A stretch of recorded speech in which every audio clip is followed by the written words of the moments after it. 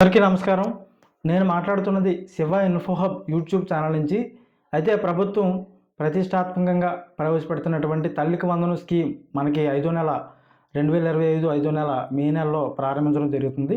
దీనికి సంబంధించి విధి విధానాలు సన్నాహాలకు సంబంధించి ప్రభుత్వం ఇప్పటికే కొన్ని మార్గదర్శకాలు అనేది తయారు చేయడం జరుగుతుంది. ఇందులో భాగంగా గ్రామ మరియు వార్డు సచివాలకు సంబంధించి ఒక కొత్త అప్డేట్ అనేది రావడం జరిగిందండి. ఎవరైతే తల్లికి వందనం సంబంధించి ఎవరైతే పిల్లలు ఉండి స్కూల్లో చదువుతున్నవారో వాళ్ళకి సంబంధించి ఒక కొత్త అప్డేట్ అనేది గ్రామ మరియు వార్డు సచివాలయ పరిధిలో welfare and educational assistant village స్థాయిలో, వార్డు స్థాయిలో వచ్చేసరికి వార్డు డెవలప్మెంట్ వెల్ఫేర్ సెక్రటరీ ఎవరైతే ఉన్నారో వాళ్ళ లాగిన్లో అనేది ఈ యొక్క ఆప్షన్స్ అనేది రావడం జరిగింది. మీ యొక్క పేరు దీనిలో ఉందా లేదా అని చెప్పి మీరు ప్రతి ఒక్కరు తెలుసుకోండి. అయితే ఏం పేరు అని చెప్పి మీకు డౌట్ వచ్చి ఉంటుంది. ఎన్పిసిఐ సంబంధించి ఒక మాడ్యూల్ ఉందండి, మీ బ్యాంక్ అకౌంట్ సంబంధించిన మాడ్యూల్. దీనికి సంబంధించి కొన్ని అప్డేట్స్ వచ్చింది. తల్లికి వందనం స్కీమ్ అనేది ఎప్పుడు స్టార్ట్ అవుతుంది, ఈ యొక్క విధి విధానాలు ఎన్పిసిఐ మాడ్యూల్ ఉంది. దానికి సంబంధించిన ప్రాసెస్ ఎలా చేస్తారు, మీ పేరు అందులో ఉందా లేదా, ఒకవేళ ఉంటే ఏం చేయాలి, లేకపోతే ఎటువంటి ప్రాబ్లం ఏమైనా వస్తే ముందస్తుగా చర్యగా మీరు ఏం చేయాలని చెప్పి ఈ వీడియో రూపంలో చెప్పడం జరుగుతుంది. కొత్తగా మన ఛానల్లో ఎవరైనా చూసుకున్నట్లయితే అందరూ సబ్స్క్రైబ్ చేయండి. దీనివల్ల ప్రతి నోటిఫికేషన్ మీకు ప్రభుత్వం సంబంధించిన అంతా కూడా సమాచారం ముందుగా మీకు రావడం జరుగుతుంది. తర్వాత మీ కామెంటు ఏదైనా సందేహాలు ఉంటే కామెంట్ రూపంలో తెలియజేయండి. ఇంకా లైక్ చేయడం మాత్రం మర్చిపోకండి. అయితే టాపిక్ సంబంధించి వచ్చేసరికి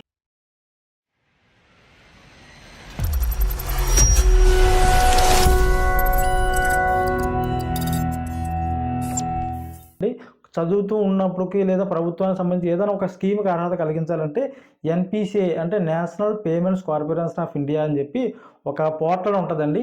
ఇది బ్యాంకర్స్ మరియు ఎన్పిసిఐ పోర్టల్కి లింక్ చేస్తారు. ఈ విధంగా లింక్ చేయడం వల్ల ఆధార్ బేస్డ్ యొక్క పేమెంట్స్ అన్నీ కూడా ఆధార్ కార్డుతో లింక్ అయ్యి ఏదైతే అకౌంట్స్ ఉన్నాయో అందులో ఎన్పిసిఐకి ఏదో ఒకటి మాత్రమే లింక్ అవుతుంది.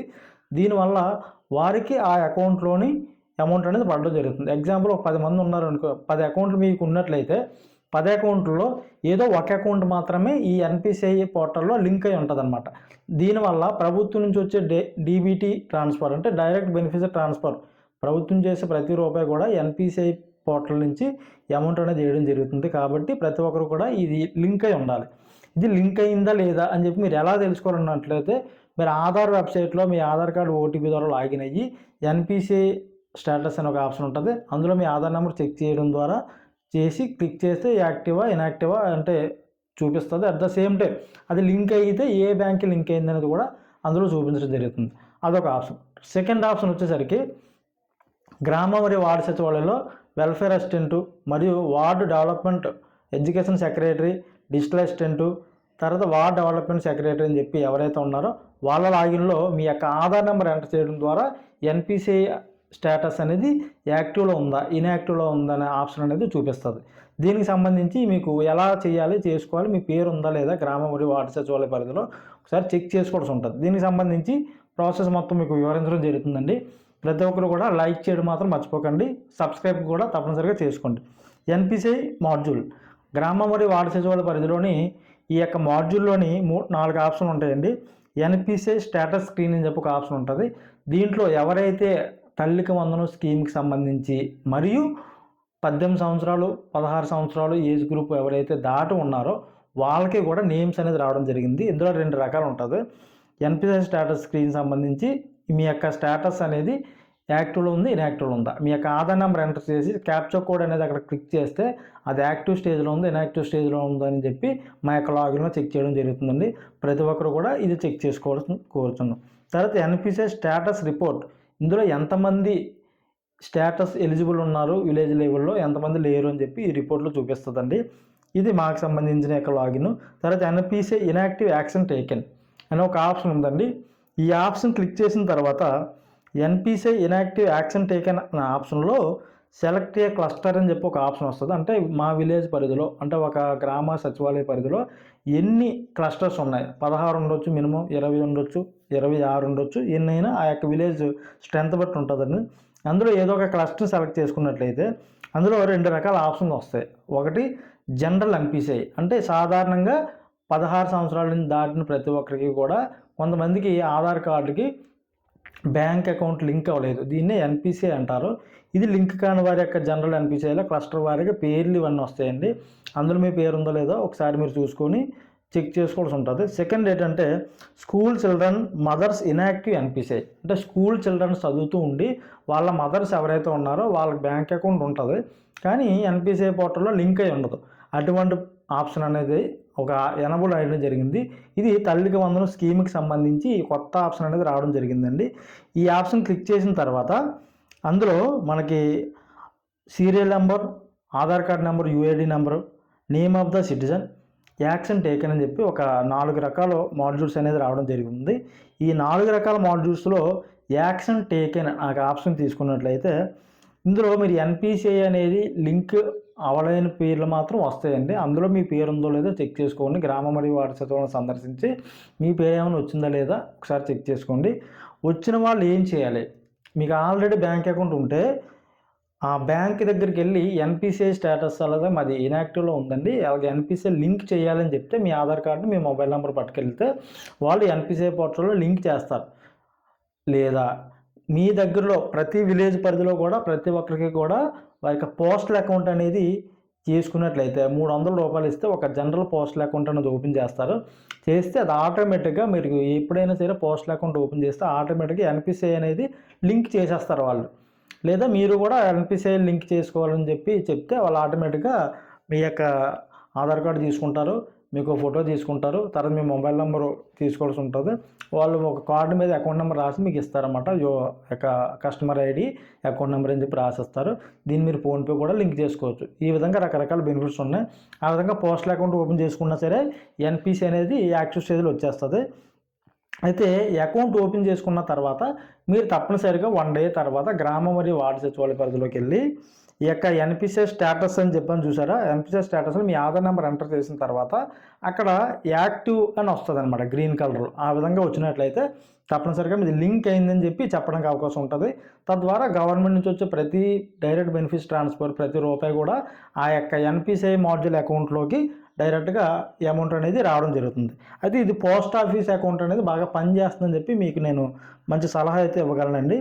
తర్వాత అయిపోయిన తర్వాత ఎవరైతే యాక్టివ్ స్టేజ్లో వచ్చిందో మీ గ్రామ సచివాలయంలో వచ్చేసరికి మీరు కొత్తగా అకౌంట్ ఓపెన్ చేసుకున్నారా, ఒకవేళ ఓపెన్ చేసుకున్నట్లయితే new account or NPCI mapped అని చెప్పి ఒక ఆప్షన్ ఉంటుంది. ఆ ఆప్షన్ సెలెక్ట్ చేసుకొని అది చేసుకున్నట్లయితే మీ యొక్క మాడ్యూల్ అనేది క్లియర్ అయిపోద్దండి.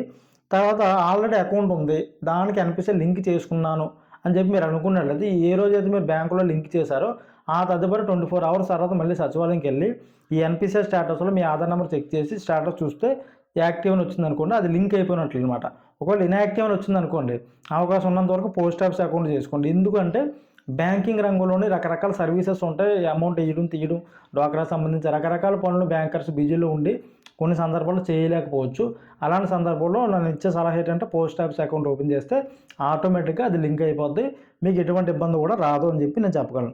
ఆ విధంగా రెండో ఆప్షన్ ఎగ్జిస్టింగ్ మ్యాప్డ్ అయిన అకౌంట్ మ్యాప్డ్ అని చెప్పి క్లిక్ చేస్తే ఆల్రెడీ ఉన్న అకౌంట్కి లింక్ అయిందని చెప్పి చెప్తారు. లేని పక్షంలో ఇంకొక ఆప్షన్ ఉంది, డైడ్ అయిన ఒక ఆప్షన్ ఉందండి. ఈ డైడ్ అయిన ఆప్షన్ అనేది క్లిక్ చేస్తే ఆటోమేటిక్గా పర్సన్ డైడ్ అయితే డైడ్ అయిన ఆప్షన్ ద్వారా ఈ యొక్క క్లోజ్ చేయడానికి మా యొక్క సచివాలయ పరిధిలో లాగిన్ అయితే ఇవ్వడం జరిగింది. కాబట్టి ప్రతి ఒక్కరూ కూడా మీ గ్రామ మరియు వార్డు సచివాలయ పరిధిలో వెల్ఫేర్ అండ్ ఎడ్యుకేషన్ అసిస్టెంట్ లేదా డిజిటల్ అసిస్టెంట్, వార్డు లెవెల్లో వచ్చేసరికి ward data and education processing secretary లేదా వార్డు డెవలప్మెంట్ వెల్ఫేర్ సెక్రటరీ ఈ యొక్క లాగిన్లో అనేది నవశకం బెనిఫిషరీ మేనేజ్మెంట్ ఎన్బిఎం లాగిన్లో ఈ ఎన్పిసిఐ సంబంధించి తల్లికి వందనం సంబంధించి ఒక కొత్త మాడ్యూల్ అనేది ఇవ్వడం జరిగింది. ఇది తప్పనిసరిగా ప్రతి ఒక్కరు కూడా యాక్టివ్లో ఉందా ఇన్యాక్టివ్ స్టేజ్లో ఉందని చెప్పి తెలుసుకోవాల్సి ఉంటుందండి. దీనన్నిటికీ కూడా ఒక ప్రధానమైన కారణం ఏంటంటే ప్రతి ఒక్కరూ కూడా ఈ తల్లికి వందనం స్కీమ్కి సంబంధించి ఒక ముఖ్యమైన సమాచారం ఏంటంటే మీ పిల్లలు ప్రభుత్వ లేదా ప్రైవేట్ స్కూల్లో ఎవరైతే చదువుతూ ఉన్నారో వాళ్ళందరికీ కూడా మదర్కి సంబంధించి బ్యాంక్ అకౌంట్ అనేది లింక్ అయి ఉండాలి. ఒకవేళ కొంతమందికి పేర్లు ఇక గ్రామ మరియు వార్డు సచివాలయ పరిధిలో నో డేటా ఫౌండ్ అని వచ్చింది అంటే మీరు యొక్క విలేజ్ సంబంధించి హౌస్ హోల్డ్ మ్యాపింగ్ అని చెప్పి ఒకటి ఉంటుందండి. దాంట్లో కానీ లేకపోయినట్లయితే మీ ఎవరికి కూడా ఎటువంటి ప్రభుత్వం నుంచి ₹1 కూడా రాదు. ఇదొకటి కూడా మీరు గమనించండి. కొంతమంది తల్లులు వేరే దగ్గర, పిల్లలు వేరే దగ్గర, భర్త వేరే దగ్గర రకరకాల మ్యాపింగ్స్లోని ప్రాబ్లమ్స్ ఉన్నాయి. కానీ ఏదేమైనప్పటికీ మీరు మ్యాపింగ్స్లో అనేది కంపల్సరీగా ఆంధ్రప్రదేశ్లోని హౌస్ హోల్డ్ మ్యాపింగ్లో తప్పనిసరిగా ఉండాలి. ఒకవేళ పిల్లలు కానీ తల్లులు కానీ ఎవరైనా సరే ఎక్కడా కూడా మ్యాపింగ్లో కానీ లేకపోయినట్లయితే ప్రస్తుతం గ్రామ మరియు వార్డు సచివాలయ పరిధిలో హౌస్ హోల్డ్ మ్యాపింగ్ అనేది ఒక ఆప్షన్ ఉంది. అందులో యాడ్ చేసుకోవచ్చు. మీరు తెలంగాణ కానీ ఎక్కడికైనా వేరే స్టేట్లో కానీ వలస వెళ్ళిపోయి అక్కడ ఉండిపోయి గ్రామ సచివాలయం ఎక్కడ కూడా మీరు మ్యాప్ కాకపోతే వాళ్ళందరూ కూడా మ్యాప్ చేసుకోవడానికి అయితే ఆప్షన్ అనేది ఉందండి. మ్యాపింగ్ చేసుకున్న తర్వాత స్ప్లిట్టింగు యాడింగు ఈ ఆప్షన్ అనేది లేదు. కానీ మ్యాప్ చేసుకోవడానికి ఎక్కడా లేకపోతే మాత్రం మ్యాప్ చేసుకోవడానికి అయితే అవకాశం ఉంది. కాబట్టి ప్రతి ఒక్కరూ కూడా ఈ యొక్క మ్యాపింగ్ ప్రక్రియ అనేది పూర్తిగా అయిందా లేదా అని చెప్పి మీరు ఎన్బిఎం పోర్టల్లో కూడా చెక్ చేయడానికి అవకాశం ఉంది. మీ యొక్క దగ్గరలో ఉన్నటువంటి సచివాలయ పరిధిలో కూడా మీరు ఏ ఏరియాలో ఉంటున్నారో ఏ విలేజ్లో ఉంటున్నారో అక్కడ కూడా మ్యాప్ చేసుకోవచ్చు. మీరు అక్కడ ఉండిపోయినట్లయితే లేదు సొంతంగా ఒకే ఏరియాలో ఉన్నామంటే అక్కడ మీ పేరు ఉందో లేదో చెక్ చేసుకొని ఈ హౌస్ హోల్డ్ మ్యాపింగ్ ప్రక్రియ పూర్తి చేయాలి. ఎన్పిసి అనేది లింక్ అయి ఉండాలి.